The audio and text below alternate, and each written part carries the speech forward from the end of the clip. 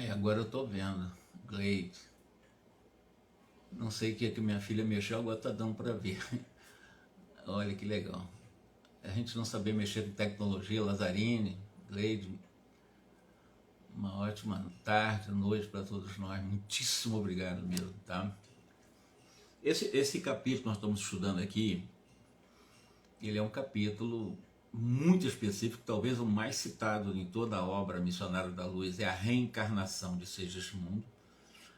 Nós abrimos espaço para refletirmos vários aspectos da nossa vida, do nosso comportamento, e principalmente com foco na realidade sexual, porque foi exatamente no desequilíbrio da área da sexualidade que o Segismundo, em reencarnação anterior, caiu gravemente, recuperou-se no mundo espiritual depois de longa estágio nas regiões de trevas, como ele diz, né?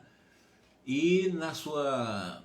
Ele trabalhou muito nos chamados postos avançados de socorro de Nosso Lar, e trabalhou muito, e conseguiu muito crédito no mundo espiritual. Então ele vem com certo crédito, mas esse capítulo, como eu disse, ele é muito longo, é o mais longo, sem dúvida nenhuma, de todo o livro. E o Alexandre, ele aproveita para nos dar várias informações, principalmente atinentes ao nosso comportamento na área da sexualidade. Até porque o processo reencarnatório, segundo o André Luiz aqui ele narra, e o Alexandre confirma, é um fenômeno ou um processo, né, muito complicado, muito difícil. Eu sempre digo para os amigos espíritas que nós temos por aí, de que desencarnar é uma coisa simples. Desencarnar, a nossa vida é muito fluida, é muito tênue a nossa vida física com a vida espiritual. Daqui para ali nós estamos do outro lado. É coisa muito simples em relação agora a reencarnação, demanda uma complexidade muito grande para o processo se concretizar. E hoje nós vamos dar continuidade. É a nossa proposta de fazer a leitura e os breves comentários para não delustrar uma obra tão exponencial de valor para o movimento espírita como é Missionários da Luz. Eram aproximadamente 22 horas quando nos pusemos a caminho da residência de Raquel. Então eles vão fazer agora o trabalho da ligação do perispírito de Segismundo com o corpo de Raquel, né, a partir do ventre. Mas antes disso precisa ocorrer alguns fenômenos, inclusive o processo da própria relação sexual, do qual eles não vão estar presentes, mas para que haja essa ligação, evidentemente, teria que ter ocorrido a comunhão carnal entre o Adelino e a Raquel. Então é um aspecto importante a ser considerado também. A pequena família acabava de recolher-se. Então, em torno de 10 horas da noite, a família recolhida, Herculano, que é aquele espírito que vai acompanhar, e eu vou explicar para vocês com o tempo, vai acompanhar a reencarnação de Segismundo até aproximadamente os 7 anos de idade. Aí ele vai liberar um pouquinho mais, porque a reencarnação ela só se complementa a partir dos 7 anos. Até os 7 anos de vida física, todos os seres humanos eles estão em processo de reencarnação ainda. Só a partir dos 7 anos é que há total substituição de toda a estrutura molecular do próprio sangue do reencarnado. Depois também vamos explicar a questão do sangue aí, e a importância realmente da produção de toda a estrutura sanguínea. Vamos lá. O chefe dos construtores, que era um outro que estava presente, o construtor é aquele que tinha um mapa cromossômico do futuro corpo do Segismundo. Então ele tinha, e o próprio Alexandre já tinha visualizado, né, aquela complexa, ele chamava assim, né, linhas arabescas, né, daqueles desenhos de como seria exatamente a estrutura genética hereditária do Segismundo. Então, ele vai falar que esse chefe dos construtores dirigiu-se a Alexandre, dizendo para ele: olha, Alexandre, esperávamos pela sua colaboração sim, para nós iniciarmos o serviço magnético no paciente. Passamos, inclusive está sendo tratado aqui como paciente, o Segismundo sendo tratado em um processo reencarnatório como paciente. Passamos em seguida à pequena câmara onde Segismundo repousava. Ele, o Segismundo, estava aflito, olhar triste, um olhar vago, vagueante, e Alexandre explicou que desde muito, e particularmente desde uma semana antes, está o Segismundo em um processo de ligação fluídica direta com os futuros pais. Herculano está encarregado de ajudá-lo nesse trabalho dessa ligação fluídica entre o perispírito de Segismundo e a sua futura mãe.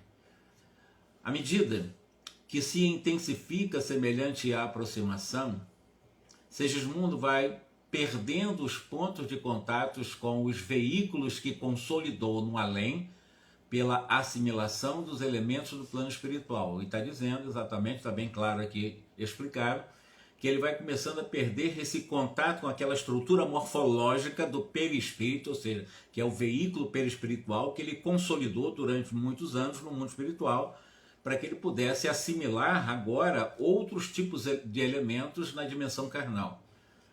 Semelhante transformação é necessária para que o organismo perispiritual do Segismundo possa retomar a plasticidade que lhe é característica.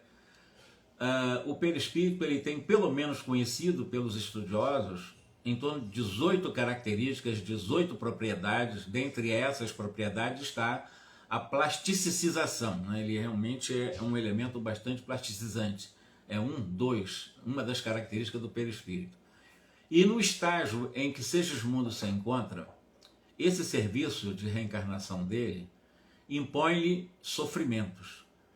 Mas o organismo perispirítico de Segismundo não é o mesmo. Aí o André Luiz pergunta ao Alexandre se o perispírito do Segismundo não é aquele mesmo perispírito que ele trouxe da sua última encarnação? Não era aquele mesmo perispírito de sua última encarnação? O Alexandre responde que sim, é o mesmo perispírito, tem a mesma identidade essencial, disse o Alexandre. Mas, com o passar do tempo fora do corpo físico, em vista dessa nova, por exemplo, vai ter uma outra alimentação, na carne nós temos uma alimentação, no chamado mundo espiritual a nossa alimentação é de outra forma, é um elemento muito mais quintessenciado, mais etéreo, é uma vida muito mais, uma matéria muito mais essencializada. Então, com o passar do tempo, em função dessa nova alimentação, dos novos hábitos do Segismundo, né? Segismundo ele incorporou alguns elementos dos círculos espirituais, dos quais é necessário se desfaça, a fim de entrar no fluxo da vida carnal. Porque, por exemplo, quando ele reencarnar, embora ele vai ter em algum momento uma vida subaquática, né? Porque ele vai viver exatamente no líquido amniótico, para que possa ver exatamente essa desconstituição do que ele tinha, que era uma outra forma de respirar, uma outra forma de se alimentar, uma outra forma de se locomover. Então, toda uma estrutura do perispírito de Segismundo, que era o mesmo, a identidade essencial era o mesmo na última encarnação, mas com essas alterações profundas. E agora, esses pontos de contato com um novo corpo, tem que haver uma grande modificação que traria sofrimento para o Segismundo, da mesma forma. Isso é um processo de mudança, por isso a plasticização, essa questão de moldagem, né, do perispírito para o corpo físico. Para isto, as lutas das ligações fluídicas primordiais com as emoções que lhes são consequentes desgastam-lhes as resistências dessas naturezas. Nesta noite, faremos a parte restante do serviço, mobilizando em seu auxílio os nossos recursos magnéticos. Não teremos aqui um fato, pergunta o André Luiz, não teremos aqui um fato semelhante à desencarnação, ou seja, a morte na Terra? O Alexandre concordou, está muito parecido com um processo desencarnatório, né? E aí, o Alexandre, ao confirmar, desde que consideremos a morte do corpo carnal como simples abandono de um envoltório atômico terrestre, seguido pelos amigos, Alexandre aproximou-se de Segismundo e falou-lhe: e então, Segismundo, mais forte agora? Você está mais firme, mais tranquilo? Nós vamos reencarnar. E, de forma bem carinhosa, acariciando-lhe a face, acrescentou: você deve estar satisfeito, meu irmão, porque agora é o chegado o momento crucial, é o chegado o momento decisivo da sua escolha, porque essa reencarnação foi também uma escolha do Segismundo. Todas as nossas expressões de reconhecimento ao nosso Criador são insignificantes diante dessa nova oportunidade que você está recebendo, Segismundo. E o Segismundo concordou, realmente, mas eu peço um favor a vocês, não esqueçam de mim. Me auxiliem nesse processo, que eu sei que não é fácil estar reencarnado. E, de uma forma, segundo dito pelo próprio André Luiz, né, olhando angustiosamente para o Alexandre, observou inquieto: eu tenho medo, eu ainda tenho receio de reencarnar. E aí o Alexandre disse para ele o seguinte: não, procure não ficar agasalhando, asilando qualquer tipo de monstro, de medo, do temor, não, no seu coração. Para com isso. A hora é de você alimentar confiança. Você recebeu uma concessão extremamente excelsa, concessão para uma reparação de um grave erro que você cometeu no passado. Ouça, Segismundo, se você guarda alguma preocupação, compartilhe conosco as suas aflições agora. Fale de tudo que constitua a sua dificuldade nesse momento íntimo, porque nós vamos fazer a sua ligação já com o veículo físico. Abra sua alma. Lembre-se de que o instante da passagem definitiva de plano se aproxima. Nós estamos quase ligando você ao corpo. Torna-se, portanto, indispensável manter o pensamento puro, o seu pensamento limpo, os seus sentimentos e emoções também, de qualquer tipo de detrito, de negatividade, de pessimismo, de medo. O Segismundo deixou cair umas lágrimas e disse: você sabe, Alexandre, que empreendi pequena obra de socorro espiritual aqui próximo de nosso lar, nas cercanias da nossa colônia espiritual. Eu trabalhei muito em prol dos necessitados, das vítimas de si mesmas, como eu também fui, de alguma forma, eu diria, vítima de mim mesmo pela minha escolha errada de assassinar uma pessoa em última encarnação. A obra, ela foi autorizada pelos nossos maiores, por isso que eu consegui coordenar um corpo nós chamamos de posto avançado de trabalhos espirituais de assistência aos necessitados. Ele coordenava esse trabalho. E apesar do bom funcionamento, eu sinto que lá onde eu construí esse posto não está terminada, e o que eu tenho em sua estrutura grande responsabilidade. Ele estava preso ainda a esse trabalho do posto avançado de trabalhos espirituais. E assim, poxa, agora eu vou reencarnar, quem é que vai coordenar aquilo lá? Quem é que vai tomar conta desse posto avançado de trabalho, de abrigo, de acolhimento aos necessitados? Então também ele tinha essa preocupação de largar um trabalho para reencarnar e começar uma nova realidade, a partir de criancinha, de bebê, né? Não sei se fiz bem pedindo agora o retorno à crosta do mundo, ou seja, não sei se eu fiz o correto pedindo autorização, escolhendo nesse momento a reencarnação, antes de consolidar o meu trabalho lá no posto avançado. Será que eu fiz certo? Eu reconheci, diz ele, o Segismundo para Alexandre, que para seguir além eu precisava, Segismundo, trabalhando lá no posto avançado, eu precisava reconciliar-me com a própria consciência. A minha consciência era um vulcão atormentando-me. Então eu precisava buscar exatamente me aproximar dos antigos adversários de outros tempos, né? Para que eu pudesse, na minha consciência, estar em paz comigo, resgatando essas minhas faltas. Então eu trabalhava lá pensando nessa reconciliação. E o Segismundo continuava explicando para Alexandre. Foi por isso que eu insisti tanto pela obtenção da minha volta dessa reencarnação. Lembrando que foi o Alexandre que pediu para que ele expusesse o seu medo, a sua angústia, porque aquele era o momento, já estava muito próximo da ligação fluídica do perispírito dele com, né, a partir da concepção com aquele óvulo que estava no ventre de Raquel. Ademais, como poderia conduzir os outros, diz ainda o Segismundo, como é que eu poderia ajudar os outros, conduzir os outros a um processo de conversão espiritual, sem eu próprio ter pago as minhas próprias dívidas, a minha consciência, o que eu tenho para ensinar? Embora eu trabalhei muito em prol dos necessitados, mas a minha consciência dizia, como eu poderia ajudar a conversão de alguém se eu ainda não consegui pagar as próprias dívidas da consciência? Como ensinar os irmãos que sofrem sofrendo eu mesmo dolorosas chagas por causa do passado cruel. Mas como é que eu posso chamar meu irmão não sofre não, e eu sofrendo tanto? E eu com a minha angústia consciencial, e eu querendo apaziguar a consciência dos outros no posto avançado lá do nosso lar. Então ele estava trabalhando, mas a consciência dele acicatando ele. Poxa, você sofre tanto, como é que você vai querer tirar o sofrimento se você não encontra o caminho em você para você sair desse sofrimento? É o que acontece conosco. A gente quer amar os outros sem se amar. A gente quer ser caridoso com os outros sem ser caridoso consigo. A gente quer ter compaixão com os outros sem ter compaixão consigo. Ninguém dá o que não tem. Ele não estava conseguindo dar o que não tinha. Como é que ele vai dar realmente sossego se ele estava desassossegado? Era isso que estava ele explicando agora para Alexandre. Eu não estava bem. Eu não podia realmente... o meu passado é muito cruel. Ela estava me acusando muito. Né? Eu trazia isso muito incrustado, me cobrando, e eu não tinha muito para dar, embora toda a minha vontade de ajudar aqueles que sofriam. Mas eu também sofria muito. E qual o caminho que eu podia dar se eu não encontrava ele?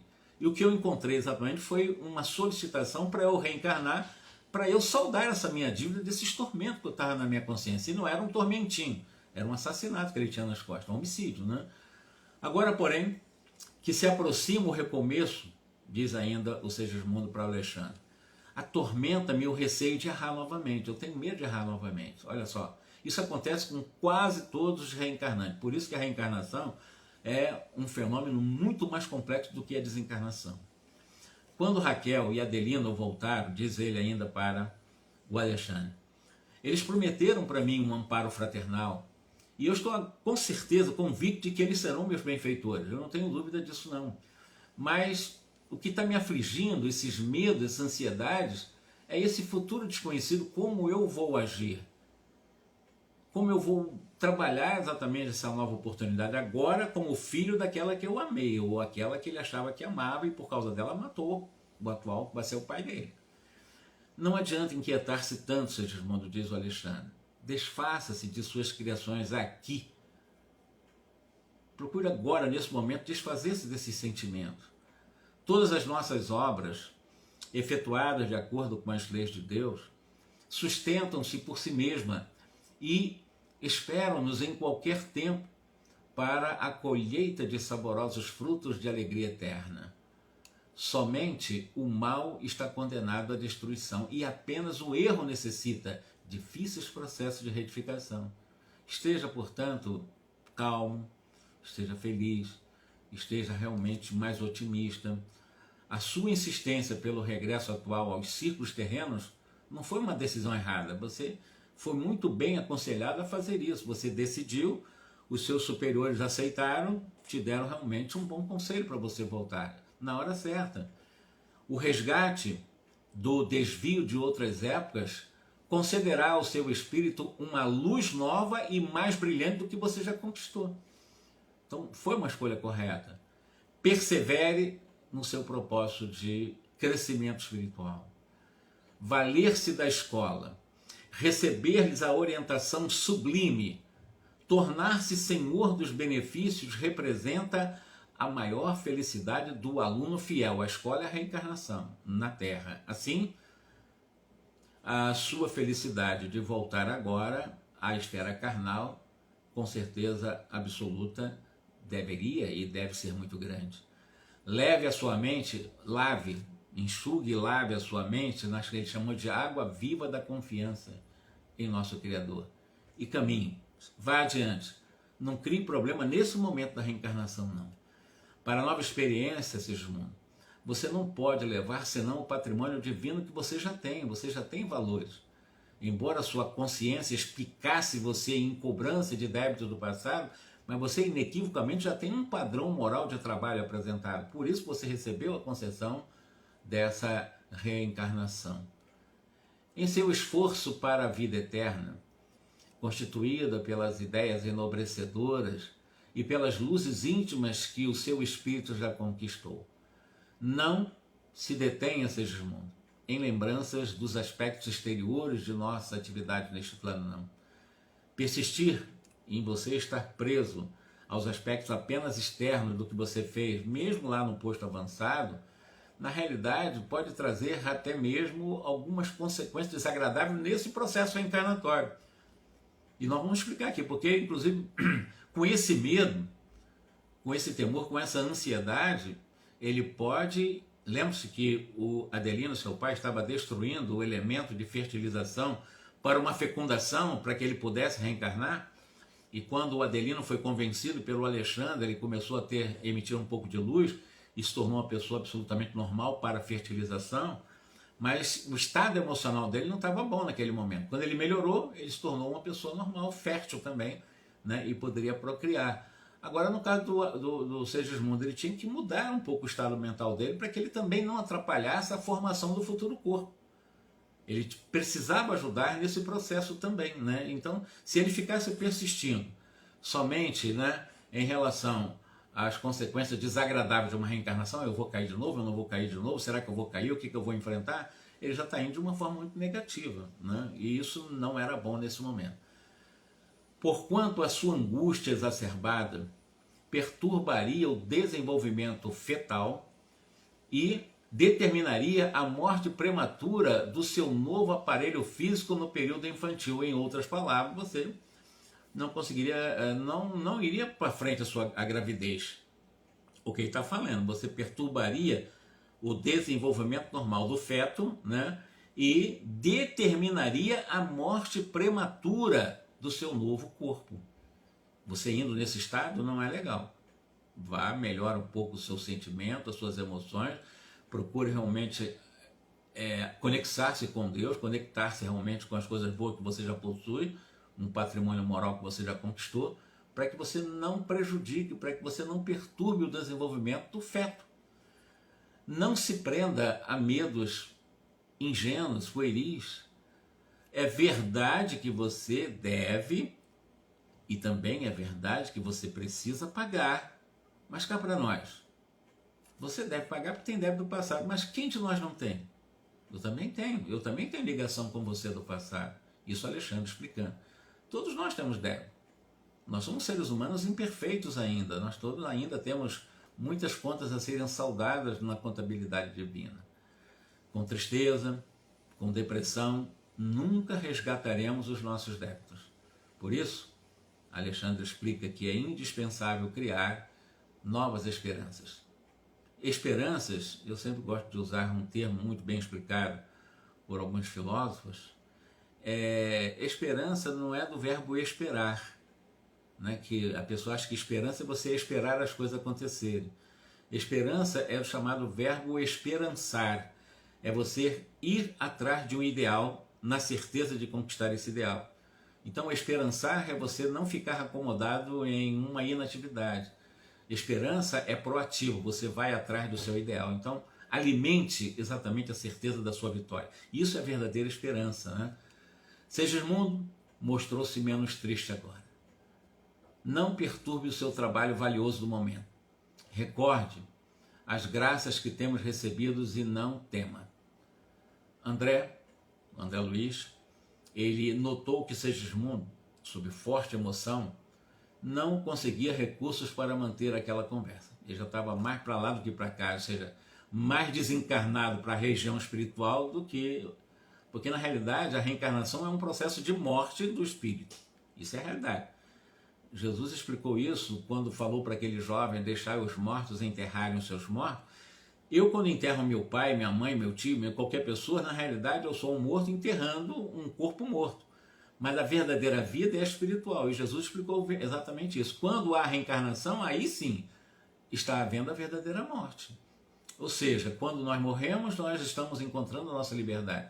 Quando estamos reencarnando, nós vamos entrar exatamente em uma prisão. Isso é o que os Espíritos também explicam no Livro dos Espíritos. Mas continuemos na complexidade de uma reencarnação. Segismundo tomou a destra de Alexandre com infinito esforço. Aí ele vai mostrando o quadro aqui que ele beijou a mão de Alexandre, reconhecendo aquele tom paternal de Alexandre, o carinho, a força moral que ele estava dando naquele momento. E o André ponderou então, né, no concurso enorme que os espíritos dão para um processo reencarnatório. Meu Deus do céu, como é difícil uma reencarnação. O André Luiz ponderando sobre isso. Aqueles devotados benfeitores auxiliavam Segismundo desde o primeiro dia e ainda ali, diante do possível recuo do próprio Segismundo, eles mesmos se mostravam dispostos a consolar-lhes toda a tristeza, levantando-lhe o ânimo para o êxito final. Ou seja, além da complexidade no aspecto técnico da reencarnação, há também essa complexidade de interferências espirituais para dar um bom ânimo àqueles que têm medo e podem recuar no processo. Os espíritos construtores começaram o trabalho de magnetização do corpo perispiritual, ou seja, aquele espírito construtor é aquele que detém o mapa cromossômico do Segismundo. E aqui está mostrando que eles começaram o trabalho de magnetização do perispírito de Segismundo. Eles começaram a magnetizar o perispírito de Segismundo. Todos eram amplamente secundados pelo esforço de Alexandre, que se mantinha dedicado, firme em todos os campos de serviço. André, ele conseguiu perceber alguma coisa diferente na forma de Segismundo. Ele percebia que aquela morfologia do Segismundo estava perdendo as suas características, estava sumindo, né? Estava sendo eliminado aquela forma perispiritual do Segismundo, à medida que ele ia tomando passe, né? À medida que os construtores e o próprio Alexandre iam aplicando o magnetismo no perispírito, o perispírito ia perdendo a forma. É isso que ele está explicando. Sendo magnetizado, e ele vai explicando alguma coisa da forma de Segismundo estava sendo eliminada. Então ele estava perdendo aquela forma de Segismundo. Tá? À medida em que se intensificavam as operações magnéticas, tornava-se Segismundo mais pálido, seu olhar parecia penetrar um outro domínio, tornava-se vago, menos lúcido. A certa altura, Alexandre falou-lhe com autoridade: Segismundo, ajude-nos, mantenha clareza de propósito e pensamento firme, porque eles já estão agora desmanchando aquela morfologia do perispírito. É uma coisa muito grave, né? Ele está perdendo a forma dele, nesse momento, pela magnetização, e, evidentemente, é uma situação complicadíssima, porque se ele realmente, nesse momento, numa reencarnação muito especial, o reencarnante não ajuda, vai atrapalhar todo um trabalho de magnetização dos construtores e do próprio Alexandre. Por isso que o Alexandre usou a palavra com uma certa autoridade, né? Para ajude-nos, mantenha clareza de propósito, você está reencarnando, pensamento firme, irmão. E Segismundo se esforçava por obedecer.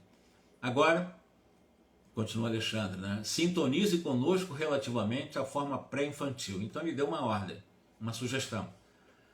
Segismundo, isso agora tem que usar a voz firme, né? Porque agora a coisa já começou a perder a forma, ele já começou a estar ali perdendo, já não tinha aquela forma que ele tinha como Segismundo lá da colônia Nosso Lar.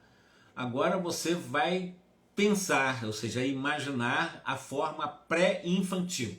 Ou seja, antes de ser uma criança, aquele momento fetal, aquele momento ainda embrionário no ventre materno. Então é isso que o Alexandre ordenou. Sintonize conosco relativamente à forma pré-infantil. Mentalize sua volta ao refúgio maternal da carne terrestre. Então ele vai criar imaginativamente ele retornando para o ventre materno, ele voltando para o ventre materno, ele entrando no ventre materno, ele se ligando no ventre materno. Lembre-se da organização fetal e faça-se pequenino. Outra ordem muito bem dada e com autoridade, né, com uma certa energia, para que não houvesse recuo. Então, Segismundo, agora lembre-se de como é uma organização fetal. Da maneira dele, mas ele vai ajudar, porque ele vai começar a criar um processo de se tornar uma miniatura perispiritual. Isso é muito importante, né? Então faça-se pequeno. Aí tu dá uma ordem e no campo mental, pela imaginação, ele vai ajudando esse processo de plasticização. O perispírito tem essa característica, ele é moldável, de acordo com o estado mental. Então, essa ordem foi dada e ele começou a ficar realmente nas condições de uma organização fetal. Imagine sua necessidade de tornar a ser criança para aprender a ser homem. Segismundo precisava oferecer o maior coeficiente de cooperação individual para o êxito amplo dessa reencarnação. Ao influxo magnético de Alexandre e dos construtores espirituais, a forma perispiritual de Segismundo tornava-se reduzida. A operação, ela não foi fácil, ela não foi simples, ela não foi curta, enfim, não foi uma operação que a gente é como se fosse um passe de mágica, não, muito complexa essa operação, dessa miniaturização de um perispírito. havia um esforço geral para que se efetuasse essa redução necessária do perispírito, da morfologia perispiritual daquele ser que no mundo espiritual adulto, né, agora se fazendo criança, fazendo um bebê, fazendo na forma de um feto, para que ele pudesse ajudar exatamente nessa ligação, né, a formação do futuro corpo. Então o Segismundo parecia, à medida que ia reduzindo, né, e ele perdendo a sua forma, ia cada vez ficando menos consciente, e havia maior perturbação na mente do Segismundo, o que ele chama, ficava menos consciente. Ele não conseguia fixar os olhos com a mesma lucidez, suas respostas às perguntas já não se revelavam completas. Por fim, a sua forma assemelhava-se realmente agora, nesse instante, aos olhos de André Luiz, como se fosse uma criancinha. Então todo aquele perispírito de Segismundo, por esse trabalho complexíssimo, né, de magnetização, e com a ajuda também da mente do próprio Segismundo e das ordens de um Alexandre, ele realmente se tornou uma criança. É o que ele está falando, né? A sua forma assemelhava-se a uma criança.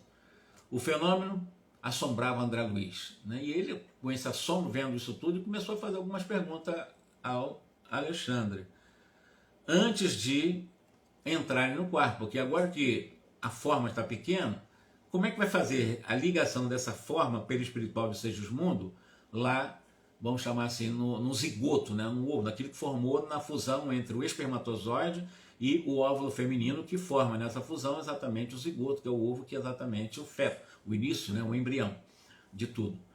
E o André Luiz ficou muito preocupado, né? Como é que seria esse processo, né? Ele chegou perto do Alexandre, né? E o Alexandre já até entendeu, que sabia até preconceitos dele mesmo, né? Que ele estava meio torturado. Que hora que nós vamos entrar exatamente para fazer essa ligação? É claro que não vai ser na hora de um relacionamento sexual. Já foi tido explicado isso para ele em outros capítulos, né? Aí ele perguntou para o Alexandre exatamente, né? Você, ainda que esteja torturado aí com seu espírito de pesquisador, sim, eu estou pesquisando agora. Como é que pode ser? O que eu estou vendo? É uma coisa muito complexa para mim, como médico, hein? Eu não sabia que o renascimento forçasse o plano espiritual a um serviço tão complexo, diz o André Luiz. Aí o Alexandre explicou para ele o seguinte, que o trabalho enobrecedor está em toda parte, não está só nesse momento. Ele vai dizendo assim, trabalho, a dinâmica do trabalho, o paraíso da ociosidade é talvez a maior ilusão dos princípios teológicos que obscureceram na crosta o sentido divino da verdadeira religião. Em outras palavras, as religiões dizem o quê? Faça um bem para você ir para o céu. Mas ir para o céu para ficar na maior ilusão infeliz da ociosidade ao lado, supostamente, de Deus. Numa ociosidade infinita, para sempre, escutando aquelas cornetas chatas dos anjos, conforme a teologia dos homens explica. Mas que céu é esse? Isso é um inferno, porque você ficar ocioso ao lado de Deus não faz nenhum sentido, é isso que ele está explicando. O paraíso da ociosidade é talvez a maior ilusão dos princípios teológicos que obscureceram na crosta terrestre o sentido divino da verdadeira religião. Quanto à sua estranheza, André Luiz, eu não vejo razão para você estar assim tão cabisbaixo, né? A desencarnação normal na Terra, diz o Alexandre, obriga um corpo denso de carne a não menores modificações. Quando a pessoa está desencarnando, o corpo físico também tem muitas alterações. Ele explica, uma pessoa quando está numa doença terminal, digamos assim, está para desencarnar, o que acontece, né? Como é uma coisa muito longa e muito dolorida, né? Começa a haver uma operação redutiva do próprio corpo, né? Que vai libertando a alma, desembaraçando essa alma desses laços físicos. Há pessoas que depois de algumas semanas no leito de, chamada assim, estão num estágio já realmente bem avançado da morte, que é chamada finalzinho da vida física mesmo, né? Se tornam francamente irreconhecíveis. Então tá lá no hospital, tu olha para aquilo, já não reconhece mais aquela pessoa. Pela redução, o próprio corpo físico obedece a esse processo de desprendimento. Quando as pessoas estão em estados terminais, você olha para ela, você já não reconhece mais aquela pessoa que você conhecia antes, é o que ele está dizendo. Então há também uma grande transformação na morte. E devemos considerar que o aparelho físico permanece muito distante da plasticidade do corpo perispiritual. Nosso corpo é muito restrito para essa grande modificação, porque é muito denso o corpo físico, né? O perispírito ele se reduz com muito mais facilidade. Veja lá, um adulto voltou uma criança. que é profundamente sensível à influenciação magnética. A explicação não podia ser mais lógica. O que vimos, porém, com Segismundo, pergunta André Luiz, é exatamente uma regra geral para todos os casos de reencarnação? Todas as reencarnações são exatamente desse jeito, com toda essa complexidade que eu estou vendo aqui, num caso, é apenas, está contando para nós apenas um caso, que é o caso de Segismundo. O Alexandre diz que não. Na realidade, todos os casos não são iguais, não. Não é uma regra para todos os casos. Os processos de reencarnação, tanto quanto da própria desencarnação, diferem ao infinito, não existindo, segundo o Alexandre, dois processos de encarnação e desencarnação absolutamente iguais. Então, cada um de nós reencarna de forma única e desencarna também de forma única. Não existe um igual ao outro. Cada um de nós vai ter um processo diferente. É o que ele acredita, é o que ele está ensinando para nós. As facilidades e os obstáculos estão subordinados aqui. Fatores numerosos, muitas vezes relativos ao estado consciencial dos próprios interessados no regresso à crosta ou na libertação dos veículos carnais. Então, existem outros ingredientes, que é o estado de consciência mais amplas ou mais reduzida, ou até subconsciente, em que os interessados, aquele que está desencarnando e aquele que está encarnando, está envolvido. Há companheiros, aí ele vai fazer uma metáfora maravilhosa, de grande elevação, que ao voltarem à esfera mais densa, ao reencarnarem apostolado de serviço e iluminação, quase dispensam o nosso concurso. Não há necessidade dos grandes programadores, dos grandes operadores de mapas genéticos, nada disso. Eles têm um potencial muito grande, tanto para reencarnar, quanto para desencarnar. Eu dou um exemplo, para quem conhece os últimos minutos de Chico Xavier, e ele desencarnou exatamente de mãos postas, de uma forma bem reverente, Ele próprio promoveu a desencarnação dele. Ele próprio ele ajudou. A gente vai ver isso em Obreiro da Vida Eterna, em outros casos que ficou mais complicado. No caso de Adelaide, ela teve dificuldade. Ela tentou, mas ainda teve uma dificuldade. Chico Xavier não. O Chico Xavier, ele conseguiu promover a desencarnação dele. Ele tinha estrutura moral, mental, consciencial para fazer isso. Mas 99,9% elevado a outros 99,9% de seres humanos não tem essa capacidade. As desencarnações, elas são muito complexas, mas muito menos complexas do que uma reencarnação. Há companheiros de grande elevação que, ao voltarem à esfera mais densa, em apostolado de serviço de iluminação, quase dispensam então o nosso concurso, não precisam então desse aparato todo para reencarnar. Existem outras maneiras. Eles querem, têm poder, tem crédito para isso, tem a capacidade magnética para isso, então ele mesmo promove o processo da reencarnação, eu acho que até sem a necessidade imediata desse processo de redução do perispírito na forma fetal. Eles podem fazer isso de forma mental. Pode haver uma reencarnação que o espírito é tão elevado que ele vai acompanhando sem perder suas características em algum momento morfológicas, acompanhando o biológico, interferindo naquilo, porque ele tem poder para isso. Ele precisa estar lá reduzido como um bebezinho, não. Ele vai acompanhando pela força que ele tem, pela grandeza que ele tem. Então ele pode cooperar nessa complexidade, Agora, outros irmãos nossos, por exemplo, que ele chama assim, procedentes das zonas inferiores, necessitam de cooperação muito mais complexa do que nós estamos fazendo aqui com o Segismundo. Então existem aqueles que não precisam de todo esse apoio, desse aparato todo, mas existem outros que precisam de muito mais estrutura para a reencarnação, são os espíritos mais inferiores. Exige muito mais dos espíritos especialistas na área da reencarnação. Não deveriam renascer, porém, interrogou André Luiz, tão somente aqueles que se revelassem preparados?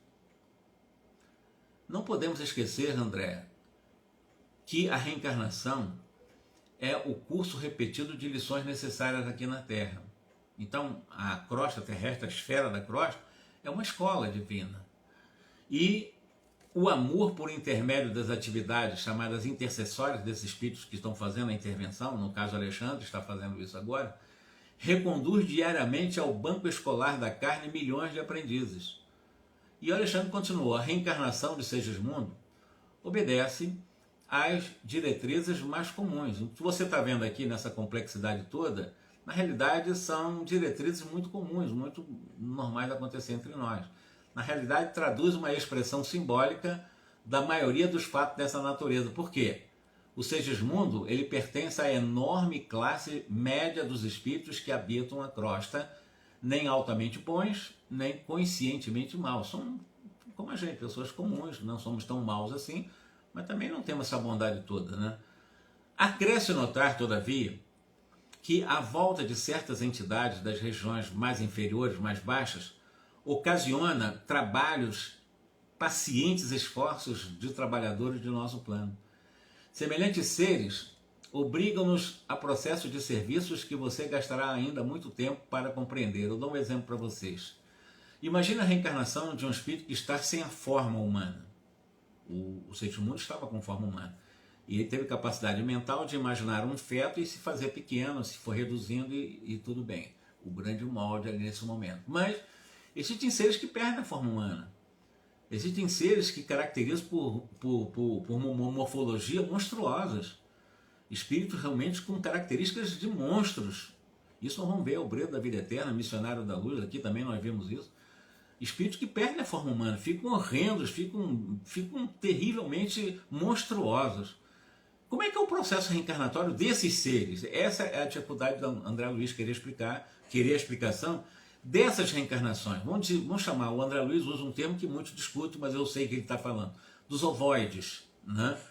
Que na realidade o ovoide não tem uma característica de ovo, na realidade pode ter característica de uma ameba ou de um polvo, qualquer coisa semelhante, mas que perde essa característica humanoide que nós temos, né?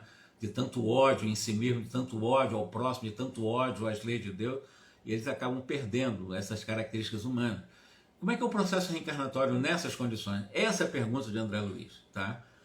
Então, semelhantes seres, segundo o Alexandre, obrigam-nos a processos de serviço que você, André Luiz, vai levar muito tempo para entender ainda e para compreender. Não é simples esse processo reencarnatório nessas condições. E o André Luiz insistiu. O auxílio que vemos, por exemplo, no caso do Segismundo, ou a qualquer tipo de espírito inferior, atinge a todos, aqui nos reencontramos no lar, por exemplo, acompanhando o processo da concepção, ajudando o futuro pai, ajudando a futura mãe, se envolvendo na questão do drama das vidas interiores, que é uma coisa bem programadinha, né? Inclusive com a intervenção de Alexandre, que faz parte também do drama de vida anterior com o mesmo grupo. Isso é uma coisa muito complexa, mas está muito bem aqui. Mas será que todos os casos são assim? Com essas intervenções de gente ligada diretamente às questões passionais desses casais? Então o André Luiz fez questão de perguntar, né? O auxílio que vemos atingirá porventura a todos? Aqui nos encontramos no lar em bases retas, segundo a sua própria afirmação. Porque ele falou exatamente, né? Bases retas é onde, se houver a comunhão sexual, não existe a participação de espíritos inferiores, né? Existe só o respeito ao tálamo conjugal. Mas em outras coisas, então ele está insistindo no mesmo tema que nós estudamos semana passada, na última reunião. E as famílias equilibradas nesses processos encarnatórios, né? Se nos achar, por exemplo, numa casa típica de viciação carnal no campo sexual, pessoa desequilibrada no campo do sexo, como é que se dá a reencarnação nessas condições? Porque ali todo mundo desequilibrado, então vai ter espírito realmente responsável para fazer a ligação do espírito, né, no momento que houver a concepção, em lares ou em locais que há desequilíbrio, a viciação carnal, o barateamento dos valores morais da carne, ou seja, uma carne ligada só para a sexualidade. Se fôssemos aqui defrontados por paixões criminosas, desvarios desequilibrantes na área sexual, aí o Alexandre explicou para André Luiz o seguinte: André, o diamante perdido no lodo por algum tempo não deixa de ser o diamante com seu valor. Assim também a paternidade e a maternidade em si mesmas são sempre divinas, independente nesse momento, desse lugar. Em todo lugar desenvolve-se o auxílio da esfera superior, desde que se encontre em jogo o trabalho da vontade divina, da vontade de Deus. Entretanto, devemos considerar que nessas condições que você está colocando aqui, da viciação carnal, do desequilíbrio da área sexual, para os espíritos especialistas de reencarnação, como é que eles tratam isso, nessas circunstâncias, as atividades de auxílio são muito sacrificiais, são muito mais difíceis. Se a reencarnação do Segismundo, você vê toda essa complexidade, nessas condições, muito mais infinitamente, muito mais complicada. E dentro dessa realidade, por quê? As vibrações tóxicas, envenenadas de quem está em desequilíbrio na área sexual, das paixões desvairadas da alma, em desequilíbrio comprometem os nossos melhores esforços no processo reencarnacionista. E muitas vezes, nessas paisagens desequilibradas de responsabilidades e de viciações, para ajudar em obediência ao nosso ministério, nós devemos, antes de tudo, lutar contra as entidades monstruosas dominadoras dos círculos de vida dos homens e das mulheres. Ou seja, arrumar uma forma, quando ele fala lutar contra as entidades monstruosas, é fazer com que haja realmente um afastamento de verdadeiros vampiros das energias sexuais, para que eles possam permitir que haja na concepção um processo reencarnatório sob a organização, sob a gerência dos especialistas, que imprevidentemente escolhem o perigoso caminho da perturbação emocional, onde tais entidades ignorantes e desequilibradas transitam. Ou seja, primeiras coisas que eles fazem é isolar o ambiente.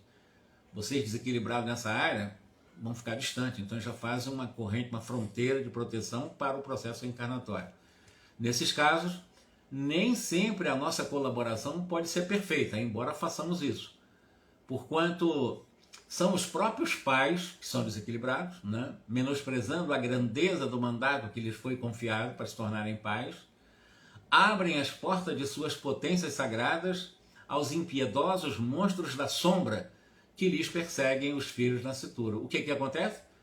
Esses pais desequilibrados, a mulher engravida e os obsessores vão perturbar todo o processo gestatório. É o que ele está falando. Vão, esses monstros da sombra, perseguir os filhos nascituros. Então, é uma confusão que começa já na origem do processo da reencarnação, os pais em desequilíbrio, o próprio filho, nessas condições, também não está ali de graça, por necessidade vai estar nessas condições, mas a espiritualidade precisa estar atento, embora não será um serviço perfeito, porque os próprios pais atraem esses espíritos. Aí fica difícil fazer qualquer tipo de uma intervenção mais direta, mais concreta, porque os próprios pais atraem os obsessores para perseguir os filhos que estão em processo gestatório.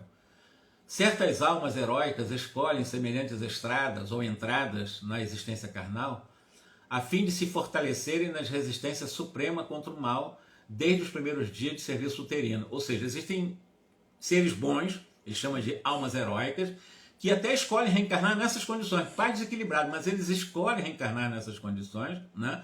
Sabendo que eles vão fortalecer, se eles tiverem força para isso. Seja, o mundo estava com medo de cair. Mas existem almas que eles chamam de heróicas que podem reencarnar nessas condições, com pais desequilibrados no campo sexual, para tentar trabalhar nele o fortalecimento das resistências supremas contra o mal. Não deve ser simples em nenhum sentido. Você imagina você escolher reencarnar entre um casal desequilibrado ao extremo no campo sexual, em que eles vão atrair esses espíritos que vão perseguir até para tentar destruir o processo da gestação. E são espíritos heróicos. Eles fazem essa escolha também para tentar, como eu disse, fortalecer a resistência contra o mal, né? Entretanto, devemos considerar que é preciso ser suficientemente forte na fé e na coragem para não sucumbir nessas condições. Dificilmente não sucumbe. Já com Segismundo, com pais equilibrados, no caso Adelina equilibrado, Raquel equilibrado, ele tem medo de cair. Imagine reencarnar numa condição dessa. Quer dizer, é uma alma verdadeiramente heróica. Para não sucumbir, não é pouco herói não, é muito herói. Nos renascimentos dessa espécie, o maior número de criaturas, porém, cumpre o programa salutar das provações retificadoras. Ou seja, a maioria realmente reencarna nessas condições porque eles precisam reparar o erro do passado. Então acabam realmente sendo filhos de pais desequilibrados, para retificar os erros do passado. Muitos fracassam, todavia. Há sempre grande quantidade das que retiram os melhores lucros espirituais no setor da experiência para a vida eterna.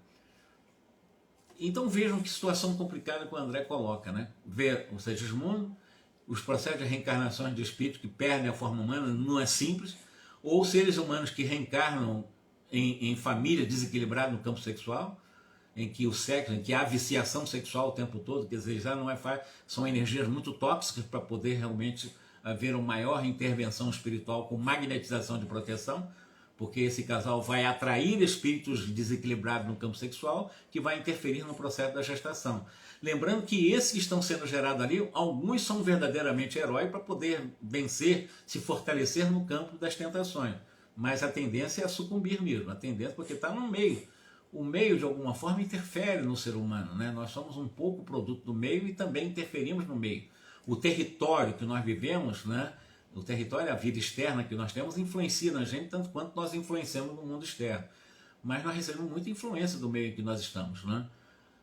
Começava André a compreender a procedência de certos fenômenos teratológicos e determinadas moléstias congênitas que no mundo comprimem o coração. Então existem seres que reencarnam com graves limitações no cérebro, na questão visual, na auditiva, invadem a própria psicomotricidade, nascem totalmente limitados no campo da psicomotricidade, né? Não conseguem andar, não conseguem, nascem com, às vezes até mesmo com bastante defeitos físicos mesmo, às vezes até muito próximo, né?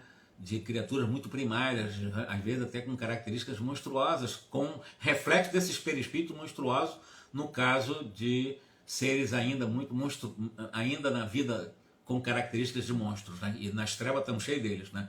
O André Luiz descreve alguns deles que ele mesmo não conseguia, ele se arrepiava, ele conta isso no Umbral.